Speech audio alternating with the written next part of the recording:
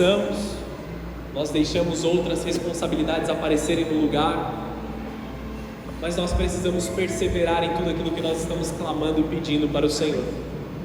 Nós precisamos perseverar em tudo aquilo que Deus colocou sobre as nossas vidas. E eu gostaria, neste momento, de chamar a Amanda para contar um testemunho aqui para a igreja antes de eu pregar esta palavra. E fica à vontade. Paz do Senhor, igreja. Ai, que nervoso. Eu achei que esse testemunho ia vir rápido, mas nem tanto, né? Eu vou contar um pouco do que aconteceu comigo. Eu já sabia que o Senhor ia fazer esse milagre na minha vida mais uma vez, mas eu não sabia que ia ser tão logo. Assim que eu tive meu filho, apareceu um nódulo na minha barriga muito grande, um caroço, assim. E eu achei que era normal, que era inchaço, assim, da gestação, que com o tempo ia sumir, mas eu tive bastante problema na parte da amamentação do Lucas, e aí eu contratei uma consultora de amamentação, que é também uma enfermeira, para me auxiliar. E aí eu acabei mostrando para ela esse caroço para saber se era normal, né, se demorava mesmo para sair, o inchaço e tal. E ela disse que não era normal, que era para eu procurar um médico, que poderia ser uma hérnia, por conta do esforço que faz, né, para ter o bebê, poderia ser uma hérnia. E aí eu fui no hospital, como quem não quer nada, só para desencargo. E aí fiz os exames, e aí o resultado saiu e era o que eu mais temia, era um tumor.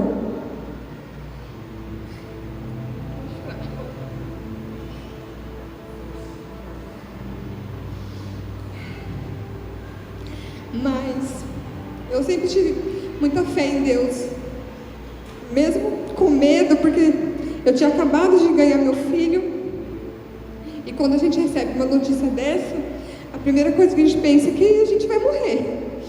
Então eu orei muito a Deus, pedindo para que Ele deixasse eu criar meu filho, ver ele crescer. E um culto que teve aqui na igreja, onde o pastor orou por cura no final do culto, eu conversei com ele no final do culto, contei para ele o que estava acontecendo, e aí ele e o Tiago oraram por mim ali, e naquele momento o desespero é tão grande, porque a gente vê falar dos milagres, mas a gente nunca acha que vai acontecer com a gente assim. E o pastor, eu me lembro que o pastor falou que o meu exame já estava marcado para fazer um outro exame. E ele falou que nesse exame não teria mais nada, que eu podia ficar tranquilo. E aí eu fui para casa pensando, não é tão simples assim. Mas foi simples assim, eu fui, fiz o exame, e nesse outro exame esse tumor tinha sumido. No lugar dele era 17 centímetros que tinha esse tumor. Ele era bem grande. E no lugar desse tumor ficou um cisto super simples, que eu só vou precisar tirar, drenando mesmo, só para não me causar problemas futuros, mas assim, para a honra e glória do Senhor, eu vou viver muito, eu vou criar meu filho.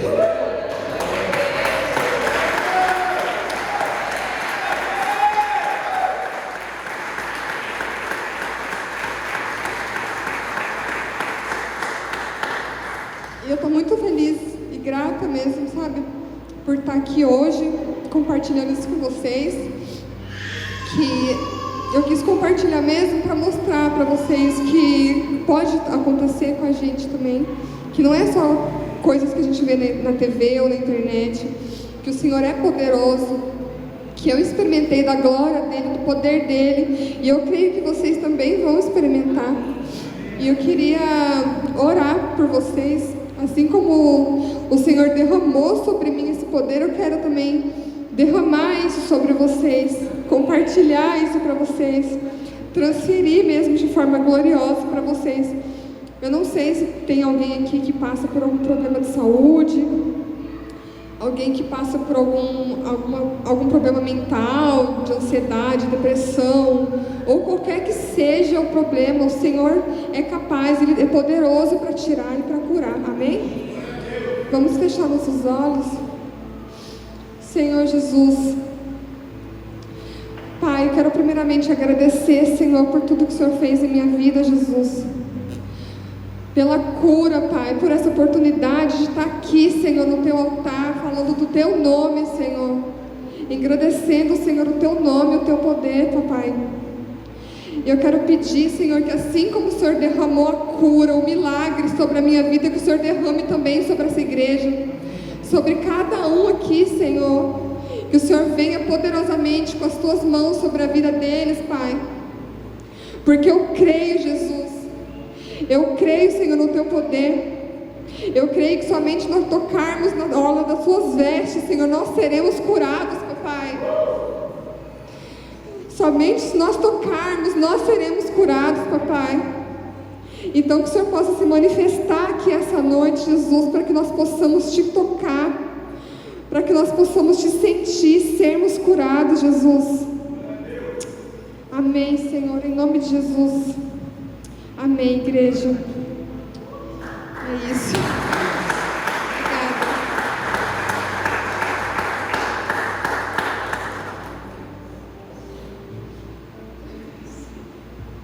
Estava nervosa?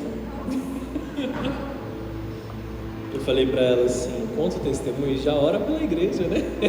Já aproveita. Deus é bom, amém, amados? Deus continua fazendo os milagres. Deus continua curando, Deus continua trazendo graça, Deus continua trazendo amor, Deus continua derramando o poder dEle sobre as nossas vidas, amados. Nós ainda viveremos e teremos experiências poderosas com Deus. Quando nós vivemos o verdadeiro Evangelho, eu lembro que naquele dia que nós oramos pela Amanda, nós pregamos sobre viver o Evangelho do levante e anda, né?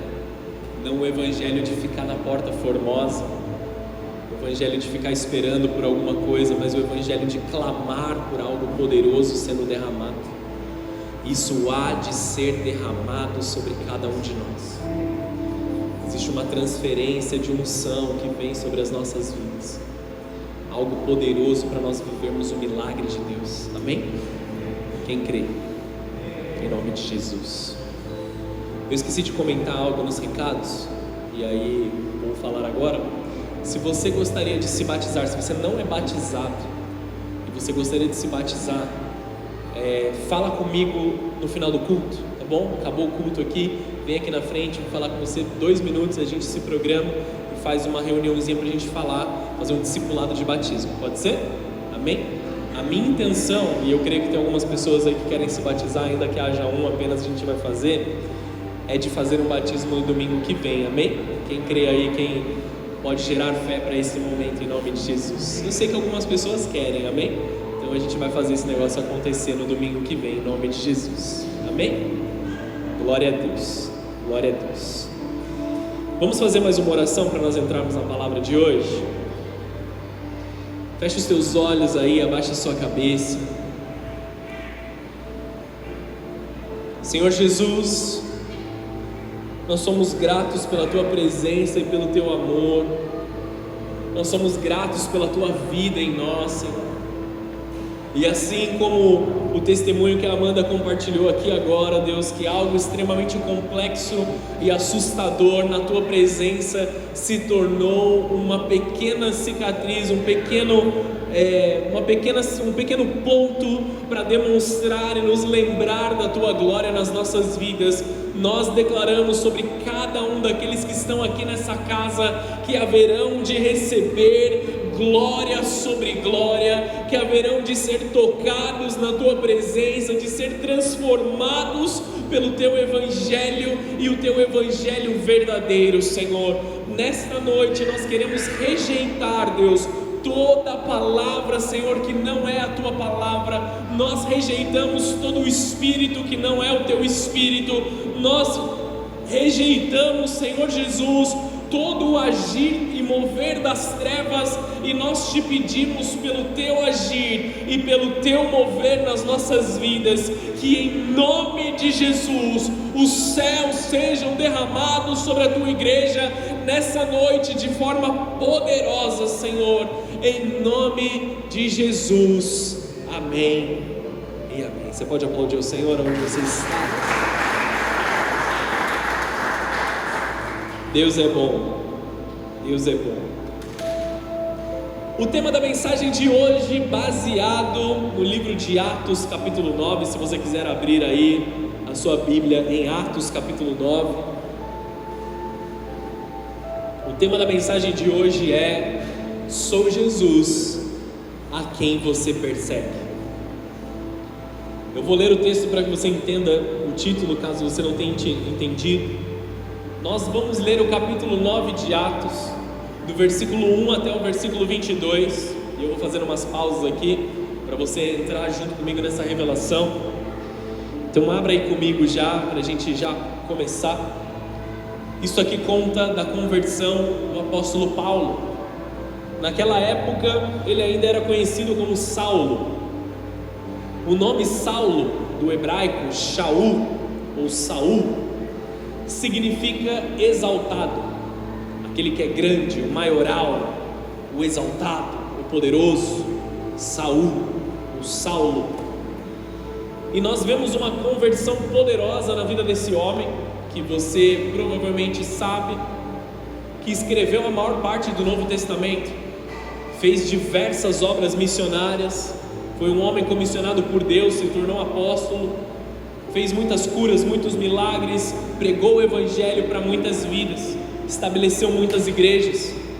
E no momento que Jesus toca a esse homem, o nome dele também é transformado. Ele deixa de usar o nome Saulo e passa a usar o nome Paulo, no sentido de ser o menor de todos.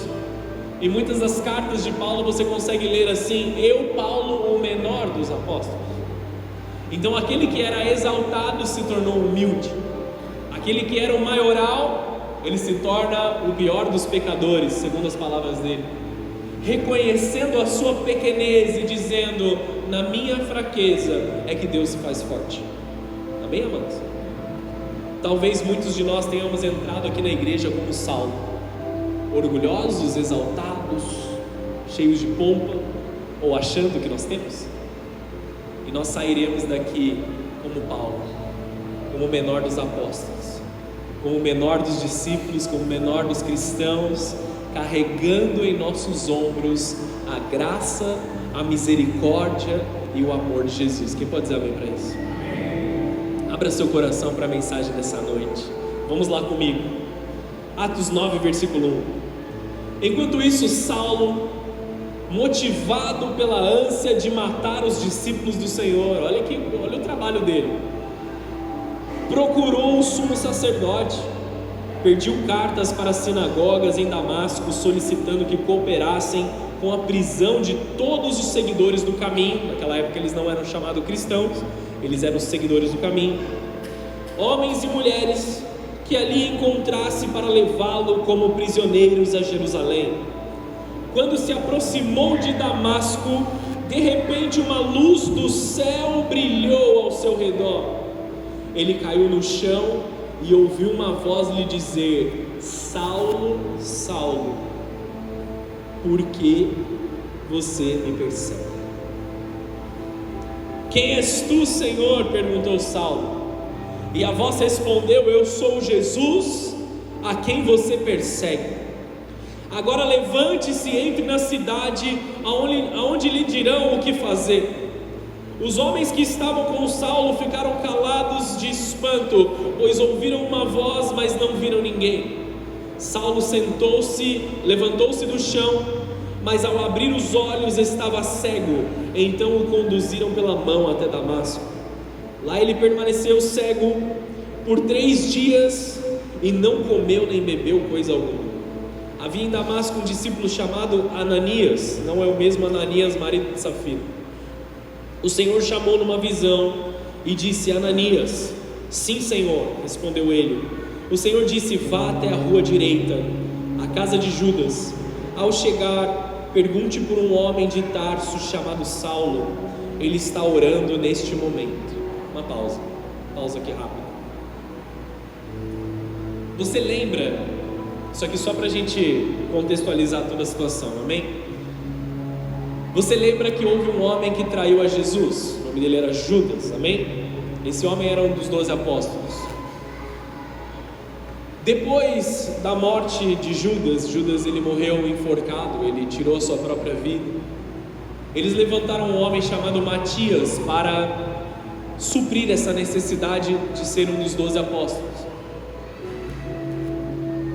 E aqui Jesus, ele está indicando algo para nós, que corrige uma certa situação na igreja. Não que aquele homem Matias, ele não fosse um homem de Deus, ele não que isso tire o apostolado da sua vida, que foi ungido pelos outros ali, está tudo correto.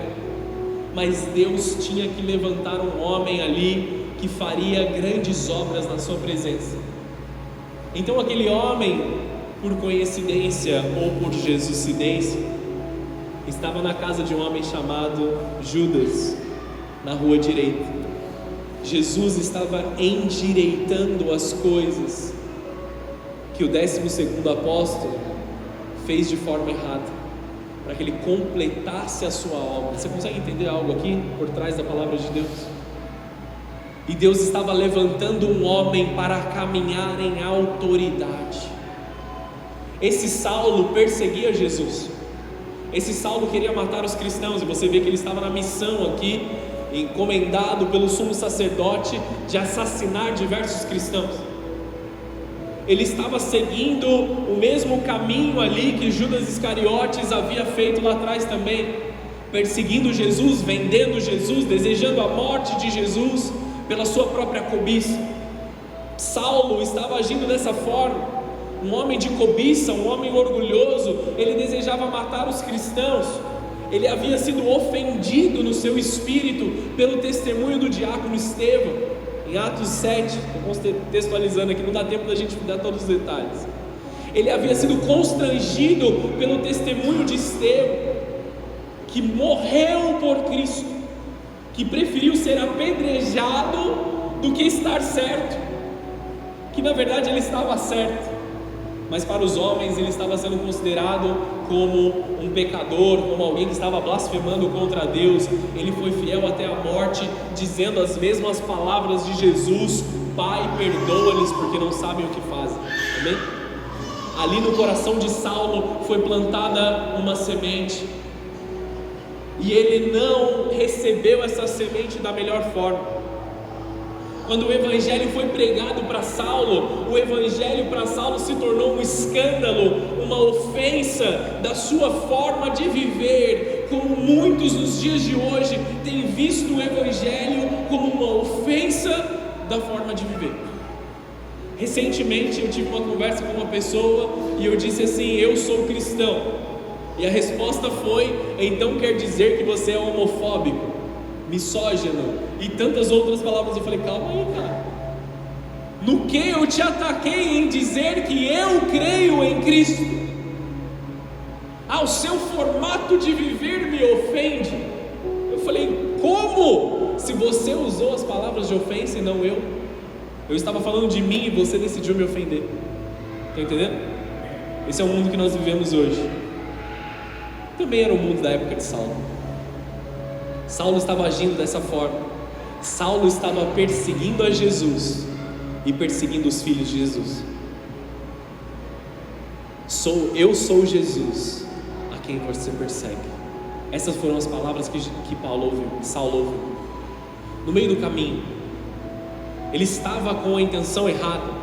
Ele estava pronto para matar muitos cristãos. Ele foi interrompido por Jesus. Ele teve um encontro com Jesus que mudou a sua vida de uma forma completa. Nós estamos em um ano que nós estamos falando sobre grandes encontros com Jesus, amém, amados?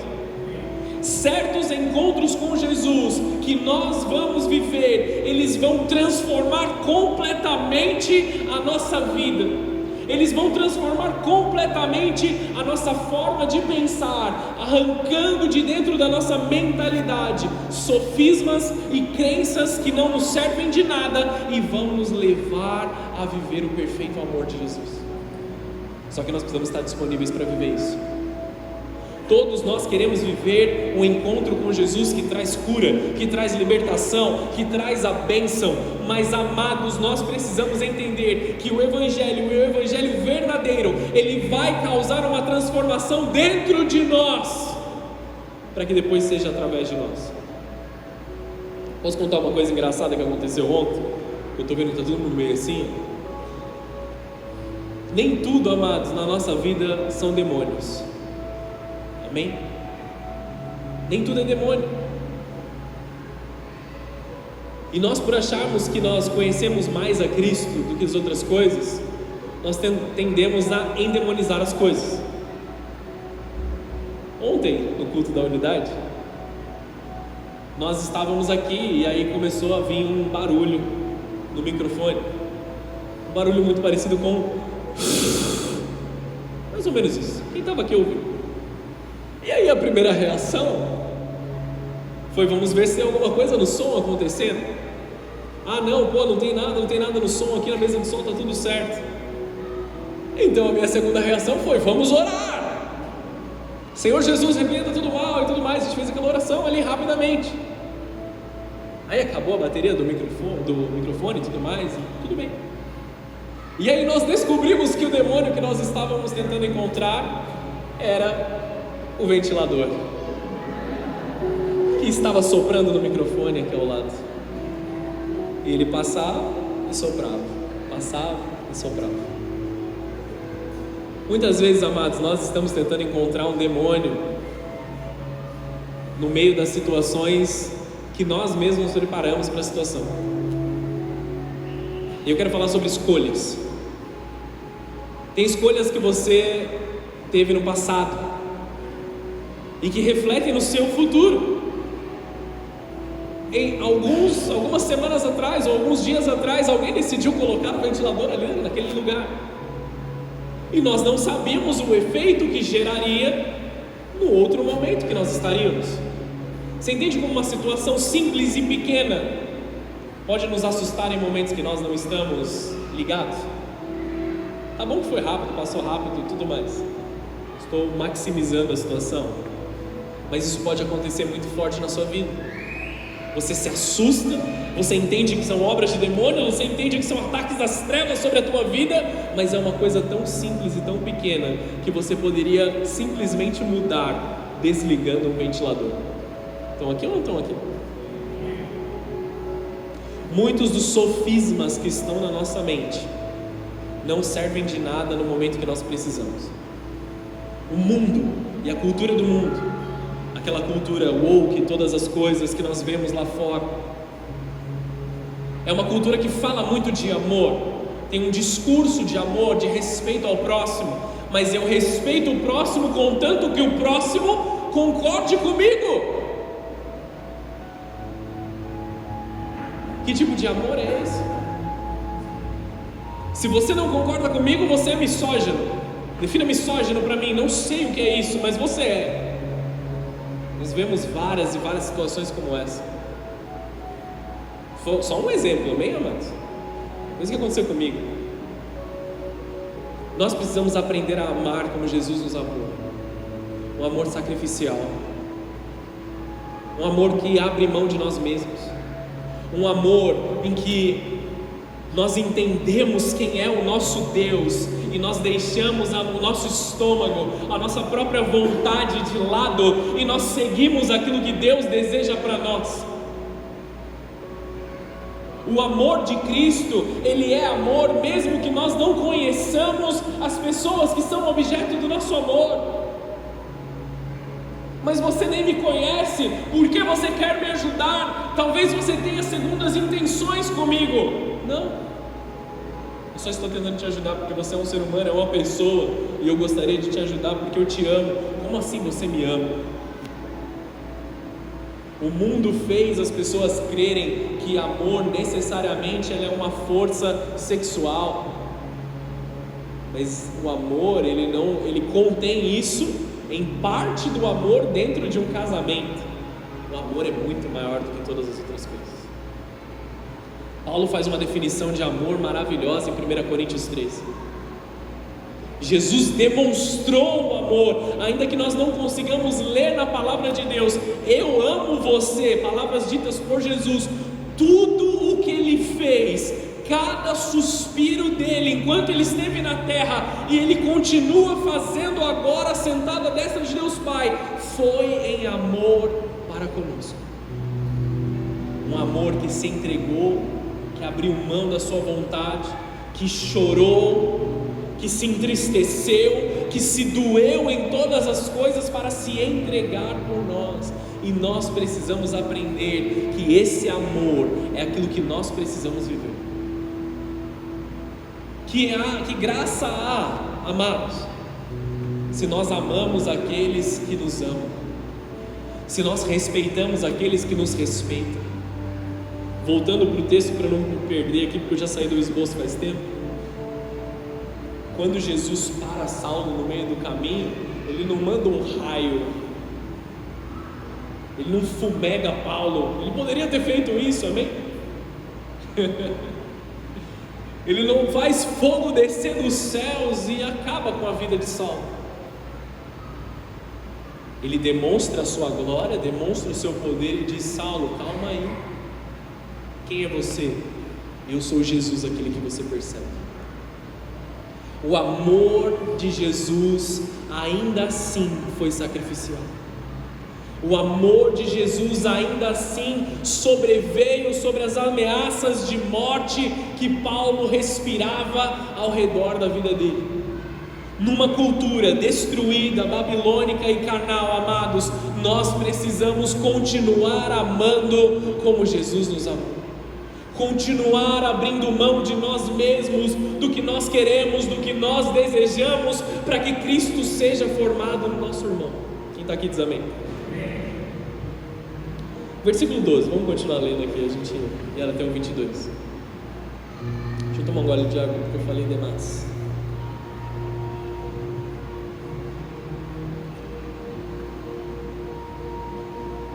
Versículo 12. Jesus estava dando uma visão para Ananias, amém? Mostrei-lhe uma visão um homem chamado Ananias, chegando e impondo as mãos sobre ele para que voltasse a enxergar. Jesus está dizendo isso para Ananias, está falando sobre Paulo. Ananias, porém, respondeu: Senhor, eu ouvi muita gente falar das coisas horríveis que esse homem vem fazendo ao teu povo santo em Jerusalém, e ele tem autorização dos principais sacerdotes para prender todos que invocam o teu nome. O Senhor, no entanto, disse: vá, pois Saulo é um instrumento que escolhi para levar a minha mensagem aos gentios e aos reis, bem como ao povo de Israel. Eu mostrarei a ele o quanto deve sofrer por meu nome. Vou ler de novo esse texto. Eu mostrarei a ele o quanto deve sofrer pelo meu nome. Infelizmente, essa cultura do mundo tem tomado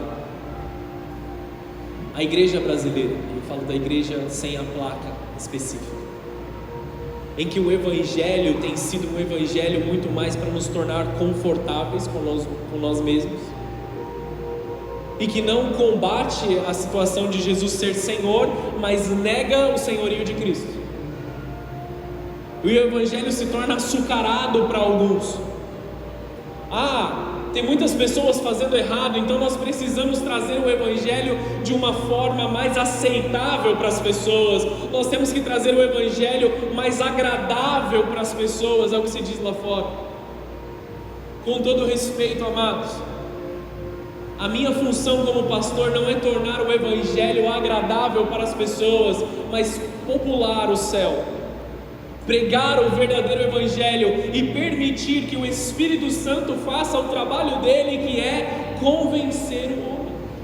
Não é meu trabalho. Meu trabalho é pregar o evangelho como ele é, viver o evangelho como ele é. A palavra de Deus diz: quem crer em Cristo, conforme dizem as Escrituras, do seu interior fluirão rios de águas vivas. O Evangelho só tem poder, só flui de dentro de nós rios de águas vivas se nós estamos caminhando com Jesus conforme dizem as Escrituras, e não algo próximo a isso, não algo parecido com isso, não algo que a gente coloque um pouco de açúcar para o remédio ser mais leve, mas o verdadeiro Evangelho. O verdadeiro Evangelho é agressivo demais. Para quem? Só se for para Cristo. Ele é agressivo demais para Cristo que morreu por nós. Eu não sei aonde muitos estão vendo que o Evangelho é agressivo. Para nós ele é a salvação e é vida, porque Jesus morreu por nós. É duro demais, essa palavra é dura demais. Comparada a quê, meu irmão?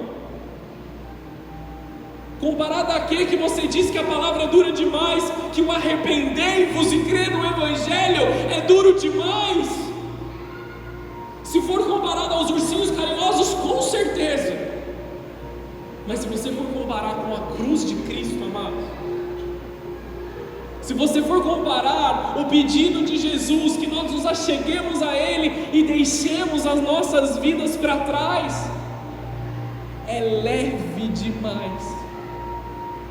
Vinde a mim todos os que estáis cansados e sobrecarregados, e eu vos darei alívio. Palavras de Jesus. Se convertam e creiam no Evangelho, endireitem as suas veredas, pois próximo está o reino dos céus.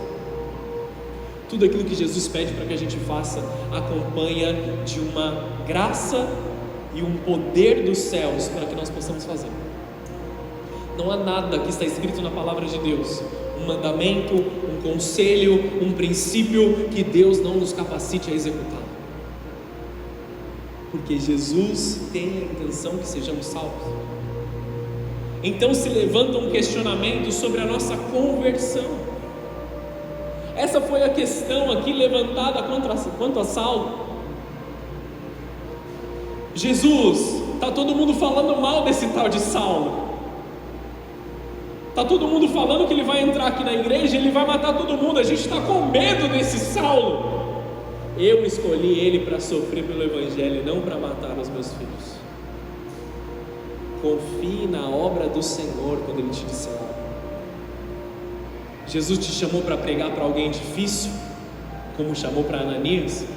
Imagina se Ananias tivesse rejeitado o chamado de Jesus. Imagina se Ananias tivesse tido esse encontro com Jesus e deixado Jesus de lado. Eu não vou fazer, esse tal de Saulo é malvado demais, esse tal de Saulo é difícil demais, eu que não vou colocar o meu na reta. Esse é o Evangelho dos dias de hoje. E aí Jesus ele pede para que a gente vá e a gente faça, para que a gente toque o coração mesmo daquele mais difícil. E eu quero profetizar sobre a sua vida e sobre a sua casa nesse momento.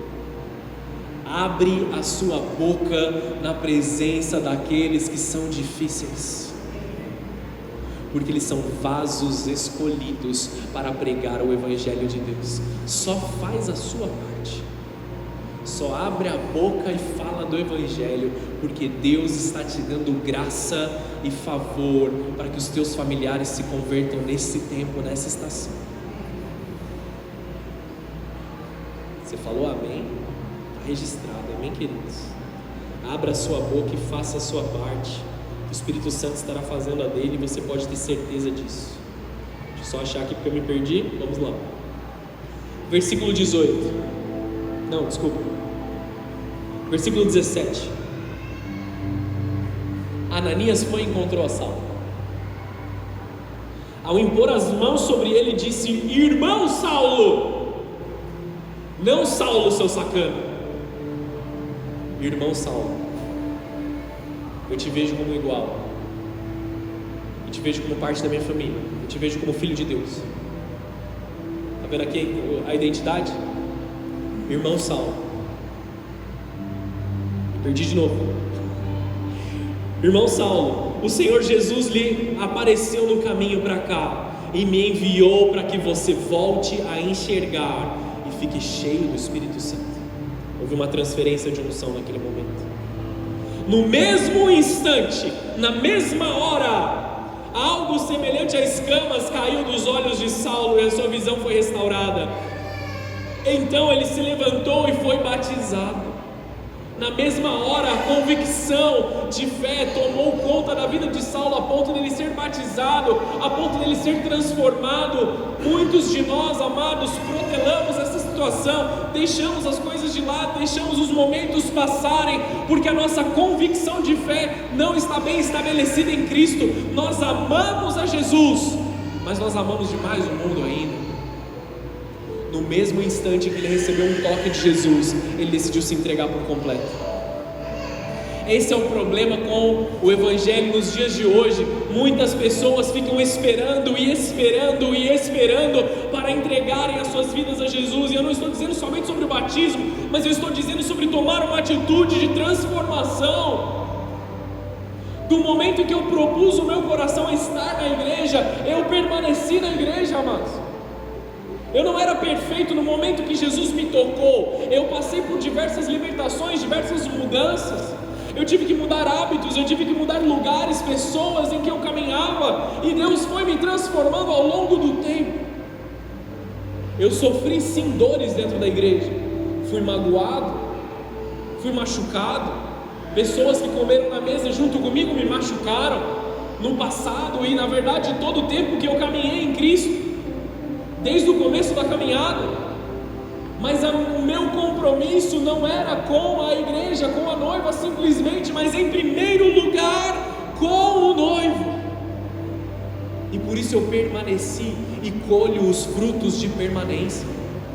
Todos os dias colho frutos de permanência, mesmo nos meus dias de dificuldade, mesmo nos meus dias de dor. A graça de Deus se fez presente na minha vida, e eu aprendi a reconhecer que quando eu sou fraco, eu me torno forte em Cristo Jesus. E essa é a realidade para a sua vida. Talvez hoje você esteja sofrendo, talvez hoje você esteja se posicionando em um lugar onde as coisas não estão favoráveis para você.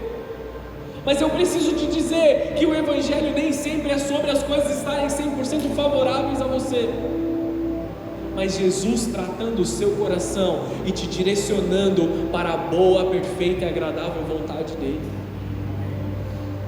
Vou continuar, senão vou me perder aqui mais uma vez. No mesmo instante, algo semelhante como escamas caíram dos olhos de Saulo, e a sua visão foi restaurada. Então ele se levantou e foi batizado, e depois de comer recuperou as forças. Saulo permaneceu alguns dias em Damasco com os discípulos. Ele sentou na mesa para ser discipulado. Versículo 20, logo começou a falar de Jesus nas sinagogas, dizendo: Ele é o Filho de Deus. Todos o ouviram e ficaram admirados. Não é esse o homem que causou tanta destruição entre os que invocam o nome de Jesus em Jerusalém? Eles perguntavam.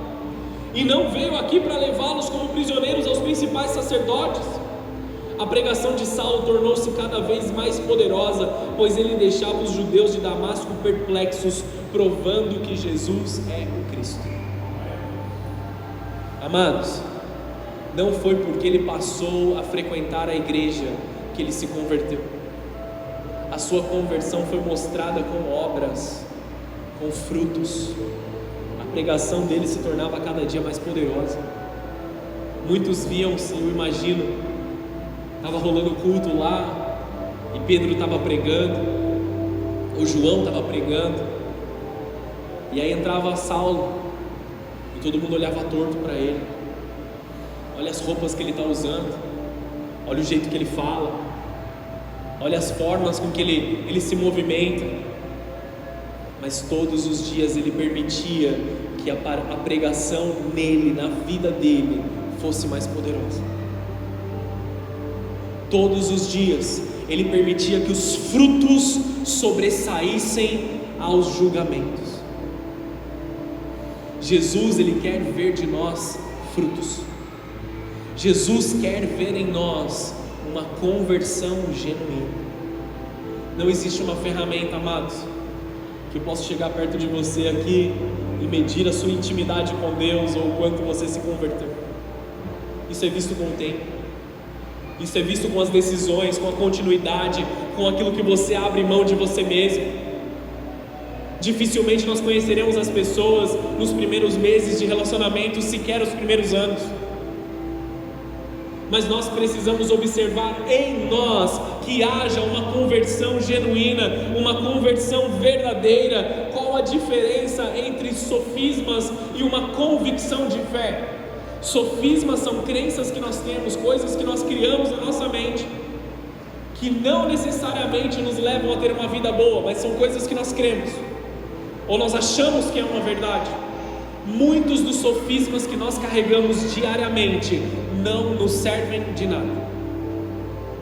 São coisas que você crê, coisas que você acha, mas na hora da necessidade não tem capacidade de resolver os seus problemas, muito menos de abençoar a sua família. Mas as suas convicções de fé têm. As suas convicções de fé, elas transformam a sua vida. Precisamos pensar sobre a questão da conversão verdadeira. Essa era uma dúvida que as pessoas tiveram quanto a Saulo. Será que ele tinha se convertido mesmo? Será que ele havia mudado sua forma de viver? E nós precisamos olhar para dentro de nós. Será que nós somos Saulo ou será que nós somos Paulo? Eu não estou usando essa palavra para medi-los, mas eu estou aqui encomendando, assim como Paulo disse para nós: examine-se cada um a si mesmo. Não vai fazer a menor diferença se eu achar que você é convertido ou não, mas que dentro do seu coração você saiba muito bem. Eu estive lendo um livro e eu anotei algumas coisas aqui sobre aquilo que se parece como um falso convertido, vamos chamar assim. Um falso convertido é alguém que com frequência se empolga muito com o céu, mas ele considera os cristãos e a igreja local uma chatice. Estão aqui ou não? Ele se empolga com o céu, de ir para o céu, mas ir para a igreja, esse negócio é meio chato. Tá lá na adoração, que desperdício, porque tá todo mundo pulando lá. Eu pulo na presença de Deus. Que chato esse negócio. Que papel de trouxa eles estão fazendo? Ah, meu amado, se for para ganhar essa vida eterna, só dar esse pulinho aqui, você pode ter certeza que eu vou continuar. Isso aqui é pequeno. Isso aqui é pequeno para minha devoção com o Senhor. É só um momento de alegria no meio daquilo que Deus há de fazer na minha vida. Por que eu devo ouvir o que o pastor está dizendo? Quem ele pensa que ele é? Quem esse pastor pensa que ele é para dizer como eu devo viver a minha vida, como eu devo viver na minha casa? Calma, amados. Eu não quero te controlar, eu só estou te pregando a palavra de Deus. Só estou ensinando aquilo que eu aprendi da palavra de Deus. Você faz se você quiser. Estamos aqui ou não? O problema é que quando quebramos os princípios de Deus, os princípios nos quebram. Aprenda a ouvir com aqueles que caminharam um pouquinho mais do que vocês. Abandone seu orgulho, abandone a sua autossuficiência e aprenda a depender de Deus, amados. Os falsos convertidos são aqueles que dizem que amam a Deus, mas não se submetem à igreja de Cristo. A palavra de Deus diz que aqueles que não se submetem ao corpo de Cristo, ou não estão ali caminhando com o corpo de Cristo, eles não são igreja, eles não são parte do corpo. Se você não se submete a uma liderança cristã, você não se submete a estar em uma igreja, você não faz parte do corpo de Cristo. Eu sei que é uma realidade dura, mas o meu foco aqui é te levar para o céu, não te fazer confortável, pelo menos não nos seus pecados. Pensa que o céu deve ser ótimo, quer Deus esteja lá ou não. Muitas pessoas estão vivendo isso: eu quero ir para o céu, eu quero ir para o céu, mas eu não quero o Deus que está no céu. Continuamos aqui. Está ficando duro? Quer que pare? Continua? O que vocês acham? Posso continuar? Gosta de Jesus, um falso convertido, ele gosta de Jesus, mas ele não se compromete com o pacote completo: obediência, santidade, discipulado, sofrimento. Sofrimento faz parte do Evangelho, mas não um sofrimento que vai te levar à morte, um sofrimento que vai te dar vida, e uma vida contínua. Todas as vezes que eu abri mão de alguma coisa que eu gostaria em favor de Cristo, Cristo multiplicou poderosamente na minha vida a alegria.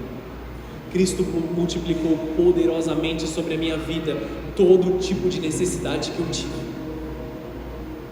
hoje é o meu dia, hoje é isso para mim, hoje é algo que eu quero aqui, eu quero este prazer, eu quero este momento. Se você decide abrir mão de Jesus porque Ele te pediu para fazer algo, faça, porque Deus há de te dar algo maior e melhor. Toda renúncia que nós fazemos em Deus vale mais do que a pena. Um falso convertido, ele não sabe fazer distinção entre obediência motivada por amor ou por legalismo. Ele só está fazendo para mostrar que está fazendo. Um falso convertido, estão prestando atenção? Posso falar essa ou não? Essa precisa da sua atenção.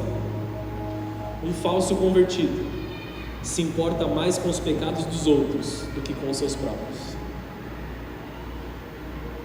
Muitas vezes a gente olha para o nosso próximo e fala assim: ai meu Deus, olha só, caiu em adultério. Só um exemplo, também não tem ninguém na minha mente.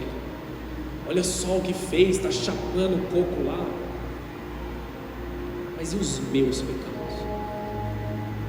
Você se incomoda tanto assim com os seus pecados, com o que você diz que você se incomoda com os dos outros?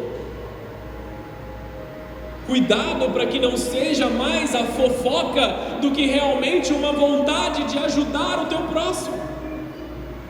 Você se incomodou com o pecado do teu irmão? Chama ele no particular e fala assim: meu irmão, você precisa de ajuda? Que palavras fáceis de dizer! Irmão, observei tal coisa, eu não quero te ofender, eu quero estar aqui para você se você precisar. Se ele não quiser te ouvir, tudo bem.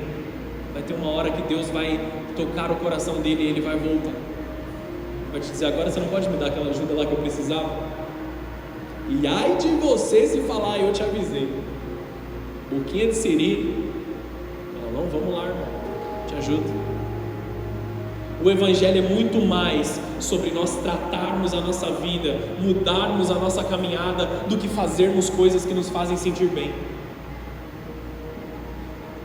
Se você está vivendo o Evangelho só para que você se sinta bem, lendo a palavra de Deus para que você se sinta bem, não é isso que Deus comissionou para você. Não é para que a gente se sinta bem nos nossos pecados, nas nossas dificuldades, porque elas nos levarão à perdição, amados. Nós precisamos ter encontros com Jesus que são encontros incômodos. Nós amamos os encontros que somos curados, que somos transformados, mas para isso precisamos ter momentos incômodos com Deus. Encontros incômodos como Saulo teve com Jesus. E vocês estão aqui ainda, igreja? Nós temos que parar de dar pouco valor à graça e muito valor à nossa comodidade. Isso aqui é muito perigoso, quando nós estamos querendo estar mais acomodados do que santificados. A santificação não é sobre nós, a santificação é sobre a obra de Deus nas nossas vidas. Não é sobre o que você vai fazer, mas o que você vai deixar Jesus fazer na tua vida. De que maneira o Novo Testamento descreve um cristão autêntico? Vou usar um pedaço do texto de 1 João aqui, você não precisa abrir. Ele ama os seus irmãos em Cristo e a igreja local porque ama a Deus. 1 João 5,1: todo aquele que crê que Jesus é o Cristo, nascido de Deus, e todo aquele que ama o Pai também ama os filhos dele. O nosso amor tem que ser verdadeiro um para com os outros. Se nós amamos a Deus, devemos amar os filhos dele também. Devemos amar aqueles que estão caminhando conosco, quer nós o conheçamos ou não. Talvez você não saiba nada da pessoa que está ao seu lado, a não ser a cor da roupa que ela usa, se você não for daltônico. Mas isso não é motivo para você não amá-lo. Isso não é motivo para você não demonstrar o amor que Jesus derramou sobre a tua vida. Isso não é motivo para você reter a glória de Deus que foi derramada sobre a tua vida. Nós devemos desejar ter comunhão com Deus e não apenas comodidade no céu. 1 João 1, versículo 6, não precisa abrir, talvez vá para o telão aqui. Portanto, se afirmam que temos comunhão com Ele, mas vivemos na escuridão, mentimos e não praticamos a verdade. Se vivemos na luz, como Deus está na luz, nós temos comunhão uns com os outros. E o sangue de Jesus, seu Filho, nos purifica de todo pecado. É Jesus que nos purifica. É dar espaço para Jesus agir nos seus momentos de oração, nos seus momentos de entrega. Você fala assim: Jesus, eu preciso da tua presença. Jesus, me humilha.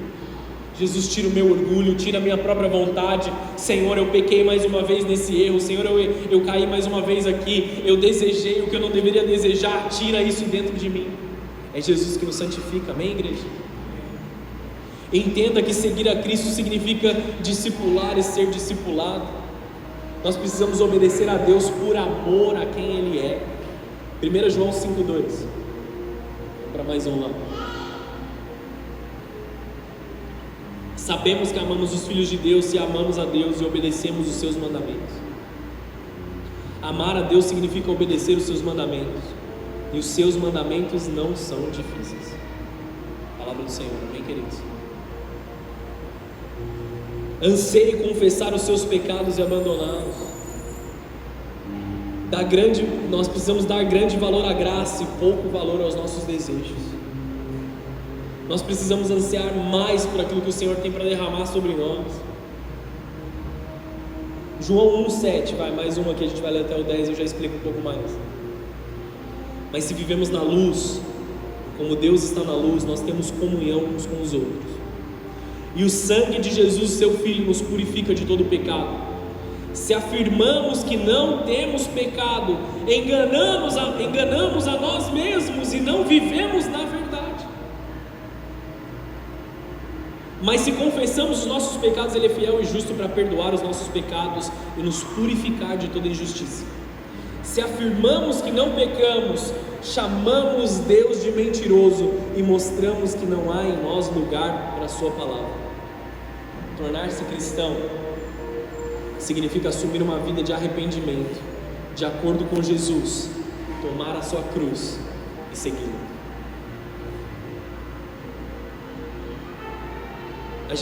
A igreja, ela não pode ter a ousadia de imaginar que vem o coração. Nós não conseguimos ver o coração das pessoas. Nós nunca vamos conseguir entender o que está dentro do coração de uns dos outros aqui. É invisível para nós. Ninguém sabe o que está dentro do coração do homem. Por isso que muitos dizem assim: mas Deus conhece meu coração. Eu fiz algo errado, mas Deus conhece meu coração.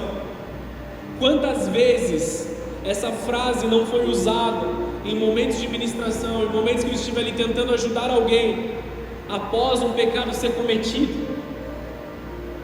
A pergunta não é se Deus conhece o seu coração, mas sim, Deus se agrada do seu coração.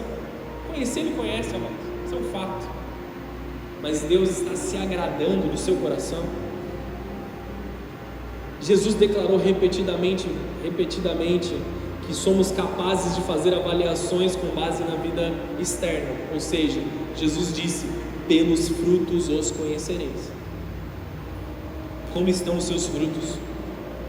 Como estão os frutos dentro de você? Toda árvore saudável produz bons frutos, mas a árvore doente produz frutos maus.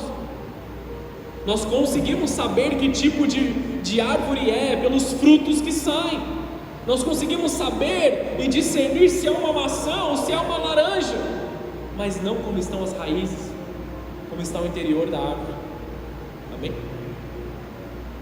Se você experimenta os frutos, aí você consegue ver a qualidade da árvore. Está docinho, está gostoso, está prazeroso esse fruto. Então quer dizer que o interior da árvore está bem. É um fruto azedo, está meio podre, está meio mal feito, mal desenvolvido.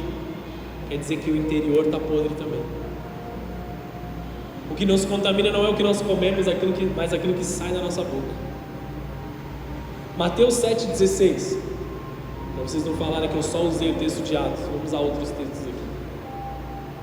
Mateus 7,16. Vocês os identificarão pelos seus frutos. É possível colher uvas de espinheiros ou figos de ervas daninhas? Da mesma forma, a árvore boa produz bons frutos, e a árvore ruim produz frutos ruins. Mateus 12,35. A pessoa boa tira coisas boas do tesouro de um coração bom, A pessoa má tira coisas más do tesouro de um coração mau. Mais um versículo, Mateus 15:19. Pois do coração vêm os maus pensamentos, homicídio, adultério, imoralidade sexual, roubo, mentiras e calúnias. Nós entendemos em Cristo que o nosso coração, a qualidade daquilo que está dentro do nosso coração é muito mais importante do que as palavras que aparentemente saem da nossa boca, as roupas que nós nos vestimos ou a forma com que nós nos comportamos. Alguns conseguem fingir por um certo tempo, até que os frutos apareçam. Os frutos são mais importantes do que todas as coisas. Nós precisamos trabalhar na nossa conversão. Como hoje é uma noite de ceia, examine-se cada um a si mesmo. Eu vejo pelo olhar de vocês aqui agora, que essa é uma palavra que te desafia, que essa é uma palavra que te contraria. E o Evangelho verdadeiro, ele tem que nos contrariar. Ele precisa nos deixar desconfortáveis. Ele precisa gerar em nós um certo desespero por aquilo que nós estamos fazendo. Eu sei que existe um anseio no coração de todos nós, amados, de vir até a igreja, receber uma palavra que vai nos levar a ter uma semana boa, que vai nos dar um alimento específico para que nós possamos realizar algo, e isso é o que o Evangelho faz. Mas nós precisamos entender que arrependimento e transformação é um impulso a longo prazo para que você viva isso. Você pode receber uma comida fácil de mastigar que vai te deixar feliz, ou você pode fazer algo agora que vai te garantir a eternidade de vida, as bênçãos sobre medidas do céu sendo derramadas sobre você e até a 1000ª geração após você, quando você se entrega a Jesus de espírito e em verdade. Quando você tem uma aliança com a noiva de Cristo verdadeira. O mundo de hoje, ele é tão fácil, ele é tão simples para muitas situações, que ele faz com que nós olhemos para o Evangelho de forma dissoluta. Talvez a maioria de vocês aqui, como eu, você provavelmente nem assiste mais canais de televisão. Você assiste outros programas de streaming, para a gente não usar o nome, porque eles não estão pagando para usar nenhum nome aqui. Porque é fácil. Começou a assistir 5 minutos, você não gostou, você vai mudar e você vai colocar outra coisa que você quer. Você vai rodando o feed, um atrás do outro, até você encontrar alguma coisa que você ache legal. Mas nós não podemos fazer isso com o Evangelho. Nem mesmo com a noiva de Cristo, nós não podemos nos relacionar com a noiva de Cristo dessa forma. Eu fui naquela igreja ali, não foi legal, vou para outra, vou para outra, vou para outra, vou para aquela vigília, vou para aquela comunhão, vou para aquela célula, vou para aquela, vou para outra, vou para outra, vou para outra. Você não faz parte do corpo de Cristo se você está fazendo isso. Não quero te ofender, quero te ajudar a se encaminhar, quero te ajudar a estar aliançado com Jesus de verdade. Se disseram que está tudo bem que você faça isso, mentiram para você. A palavra de Deus não concorda com isso. Muitas das coisas que geram facilidade para nós no mundo nos dificultam a forma de ver a Jesus. Nós precisamos ver e entender Jesus não como nós achamos. Deus para mim é isso, Deus para mim é aquilo. Não importa o que você acha, não importa o que eu acho, importa o que a palavra de Deus diz. Eu me submeto ao Deus da Bíblia, não o Deus que eu acho que está na Bíblia. Mas Deus é duro demais comparado a quê? Mais uma vez eu te pergunto. Eu achei que Deus era aquele Deus do esmilinguido, da formiguinha. Comparado a quê? De novo, comparado ao Jesus que morreu no madeiro. Por que Jesus morreu no madeiro? Para exercer a justiça divina sobre as nossas vidas. Se Jesus não tivesse pagado a dívida, Ele não poderia ser justo e ao mesmo tempo justificador de injustos. A igreja, ela é sim construída por pecadores, amém ou não? Quem aqui peca? Eu, inclusive, primeiro a levantar a mão. A igreja é constituída por pecadores. Qual é a diferença então entre a igreja e o mundo? A igreja tem um tipo específico de pecadores: os que se arrependeram. Não somos melhores, talvez sejamos até piores do que aqueles que estão lá fora. Talvez sejamos piores do que aqueles que cometem grandes crimes e grandes coisas ali. Mas nós escolhemos nos arrepender. Nós escolhemos submeter a nossa vida à autoridade de Jesus. Nós dizemos que importa que Ele cresça e que eu diminua. É por meio dessas marcas visíveis de santidade que nós devemos reconhecer uma nova criatura em Cristo. Quando ela passa por nós na rua ou se muda para uma casa ao lado da nossa, e não por um modo de vestir diferente ou por uma dieta esquisita, nós devemos ver frutos na vida das pessoas. Uma das coisas mais prazerosas para um cristão, e se você não teve essa experiência ainda, eu oro para que você tenha, eu oro para que Cristo seja formado em você a ponto de você viver isso, de você estar trabalhando num momento comum e alguém virar para você e falar assim: sabe, irmão, parece que tem uma luz especial em você, tem uma aura diferente, uma energia diferente vindo de você. Isso é uma das coisas mais gostosas de você ouvir. E aí a sua resposta é assim: é a glória de Deus. Eu sou o pior dos pecadores, Jesus fez uma obra na minha vida. Isso que você está vendo aqui não é o que eu gostaria de estar fazendo. Provavelmente o que eu gostaria de estar fazendo é dando um soco na cara de alguém nesse momento. Mas eu estou agindo em misericórdia. Eu estou agindo em amor porque Cristo transformou a minha vida. Amém ou não?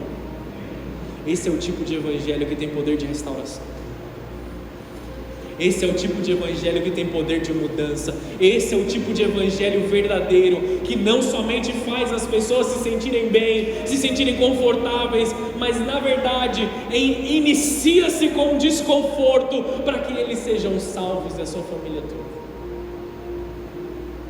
Paulo, na carta de Coríntios, diz assim, na segunda carta, resumindo, tá? Primeira carta, a igreja de Corinto estava com um monte de problema. Na segunda carta, ele vê que eles corrigiram algumas situações e ele fala assim: eu me alegro porque vocês se entristeceram. Eu estou feliz de que a minha carta gerou contristamento em vocês, porque isso que te entristeceu foi o Espírito Santo que fez uma transformação no teu coração. Meu Deus, eu fui lá na igreja, o pastor só me bateu. Glória a Deus por isso. Não fisicamente, amém, amados? Não distorce o que eu estou te dizendo. A palavra me bateu naquele momento, mas gerou salvação em nós, gerou transformação em nós, gerou vida. Recuse o evangelho que simplesmente diz: ah, você é queridinho, você é amadinho de Deus, faz o que você quiser. Esse evangelho precisa ser rejeitado. É tão satânico como obras de outras coisas. A gente não dá ibope. O evangelho tem que ser o evangelho de verdade, não o evangelho, vamos chamá-lo de terapêutico. Vou ter que me explicar, né? Terapia é importante, psicólogos são importantes. Faça suas sessões de psicólogo, faça suas sessões de terapia. Eu tenho feito e tenho buscado muitos benefícios dessas coisas, amém? Beleza? Só que agora, terapia e evangelho têm finalidades diferentes. Terapia é extremamente importante, só que o evangelho tem uma finalidade diferente. A terapia vai tratar situações na sua mente, na sua construção, nos seus sofismas e todas as coisas. Vai fazer com que você esteja em boa saúde mental. Amém, queridos? O evangelho vai fazer com que você acesse os céus. São coisas diferentes. Ah, eu confessei meus pecados para o terapeuta lá. Da hora. Quando você vai falar com Deus? Ah, eu tenho um monte de coisa aqui para eu resolver. Legal. Quando você vai falar com Deus sobre isso? São coisas separadas. Ambas são boas e importantes.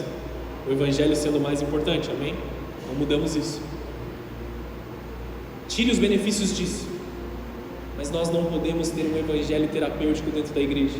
O evangelho somente faça com que as pessoas se sintam bem. O evangelho que faz com que você se sinta confortável. Ah, beleza, essa é a sua forma, esse é o seu pensamento, ok, faz o que você quiser. Não é assim que Jesus nos diz. Não é isso que Jesus propõe para as nossas vidas. Devido ao tempo, a gente fala mais sobre isso depois, sobre o evangelho terapêutico. Eu quero chegar ao finalmente aqui. Caramba, hein? Gostei. Atos 9:15 mais uma vez. O Senhor, no entanto, disse: vá, pois, Saulo é o instrumento que eu escolhi para levar a minha mensagem aos gentios e aos reis, bem como ao povo de Israel. E me mostrarei a ele quanto deve sofrer em meu nome. Nós precisamos abrir os nossos corações para um evangelho que vai sim nos levar a sofrer, que vai sim nos levar a chorar com os que choram, e no momento que nós ouvirmos um testemunho como nós ouvimos o de hoje, rir com os que se alegram, se alegrar com aqueles que estão tendo as suas vidas transformadas, se alegrar com aqueles que estão vivendo verdadeiramente. Eu sempre ouvi: a bola de neve é a igreja da porta larga. Você deve ter escutado algo assim. E eu vou te falar uma coisa: a igreja bola de neve tem que ser uma igreja da porta larga. Nossa, o pastor está falando isso. Calma. A gente nunca vai mudar o fato de que a porta dos céus é uma porta estreita. Amém ou não? A porta dos céus é uma porta estreita, ela vai permanecer sendo uma porta estreita, quer as pessoas queiram ou não, quer as igrejas a tratem como estreita ou larga ou não. A porta dos céus, ela é uma porta estreita. Você não vai conseguir passar com várias bagagens no seu ombro nessa porta estreita. As portas da nossa igreja estarão abertas e elas têm que ser largas, para que pessoas venham e ouçam a mensagem, para que pessoas ouçam a mensagem da porta estreita. Nós não devemos impedir pessoas de entrarem na igreja, mas quando entrarem aqui, que ouçam o verdadeiro evangelho, que ouçam a palavra de Deus verdadeira. Quer eu queira ou não, a porta do céu será estreita. Quer você queira ou não, a porta dos céus é estreita. E só vamos passar pela porta estreita se nós abandonarmos todas as coisas e entrarmos de mãos dadas com Jesus. Só vamos passar se nós tivermos um verdadeiro e íntimo relacionamento com Jesus. Nós precisamos aprender: misericórdia quer e não sacrifícios. Feche os seus olhos, abaixe a sua cabeça. Nós precisamos matar o pecado que habita em nós. Essa é uma noite de ceia. Essa é uma noite de transformação do nosso interior. Essa é uma noite que vai nos levar a viver algo poderoso.